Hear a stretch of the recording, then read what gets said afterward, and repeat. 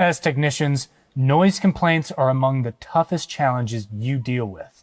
To accurately assess the issue, you likely ask customers detailed questions like, is the noise present when the car is stationary or moving? Does it change when cornering or under different loads? Is it a growl, squeak, groan, or rattle? Wheel bearing noise is one of the toughest issues for customers to describe, often developing so gradually that they may not notice it until it's pointed out during an unrelated road test.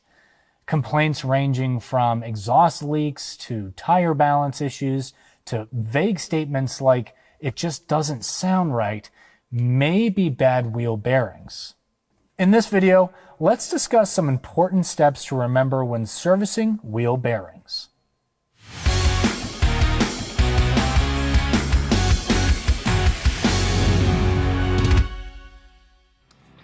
When dealing with a noise complaint, take the time to test drive the car with the customer.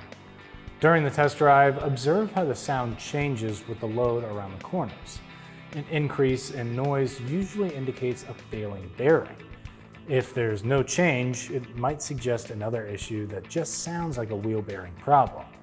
If doubt still exists after the test drive, put the vehicle on a lift and use a stethoscope to locate the issue. Exercise caution with protective boots on ball joints and tie rod ends, as well as with the threads. Similarly, handle ABS sensors carefully. It may be best to leave them in place and disconnect them from the harness if stuck. Always maintain caution though, and remember to envision reassembling the job as you dismantle it. If you're unfamiliar with a particular vehicle, there's no shame in taking pictures on your phone to make sure everything goes back to the right spot, even if you're a pro. When it comes to removal, always remove the wheel speed sensor first to avoid damaging it during CV axle removal. When replacing bearing hub assemblies and aluminum knuckles, consider heating the knuckle for easier removal. Alternatively, an air hammer can help break up corrosion in the bore. The key is to turn the hub unit in the bore to break up the corrosion. For most front-wheel drive vehicles, separating the ball joint or unbolting the control arm may be necessary to push out the drive axle. Removal of the sway bar link may also be required on some platforms. As for installation, start by cleaning the knuckle and bore for the bearing. Avoid using an impact wrench for installation, as it can damage threads and CV joints.